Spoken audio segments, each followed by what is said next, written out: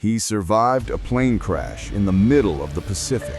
He floated for 47 days surrounded by sharks. He was captured, tortured, and starved in a prison camp. And yet, when the war ended, he forgave the men who nearly killed him. This is the true story of Louis Zamperini, the man who refused to hate. Louis Zamperini was born in 1917 in California. As a kid, he was wild, always fighting, stealing, running from the police. But one day, his brother challenged him. "If you can run from trouble, why not run for glory?" That single line changed his life.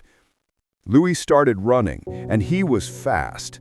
By 19, he broke records and qualified for the 1936 Berlin Olympics.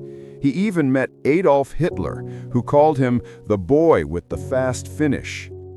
He dreamed of winning gold in 1940, but fate had other plans.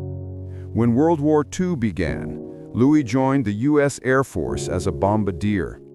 In 1943, his plane was hit and went down over the Pacific Ocean. Out of 11 crewmen, only 3 survived the crash. They were stranded at sea with no food, no water, and no rescue. For 47 days, Louis floated on a raft, fighting hunger, thirst, and circling sharks. He prayed every day.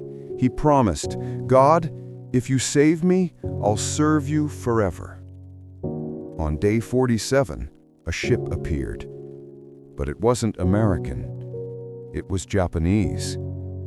Louis was taken to a Japanese prison camp, and that's where his real nightmare began. He was beaten daily, starved, and forced to work until he collapsed. One guard, nicknamed the Bird, made it his mission to break him, but Louis refused to bow. When they told him to deny his country, he stood tall. When they told him to give up, he smiled through the pain.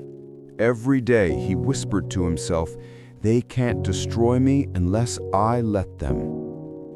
For 2 years he endured, and then the war ended. Louis returned home a hero, but inside he was broken. He had nightmares every night. He drank to forget. He wanted revenge on the man who tortured him. Then one night, he remembered his promise on the raft. "God, if you save me, I'll serve you forever." He turned his life around, became a Christian, and started preaching forgiveness. In 1950, he traveled back to Japan, not to take revenge, but to meet his former captors. Louis walked into the prison where the guards were held. He smiled, shook their hands, and said, "I forgive you.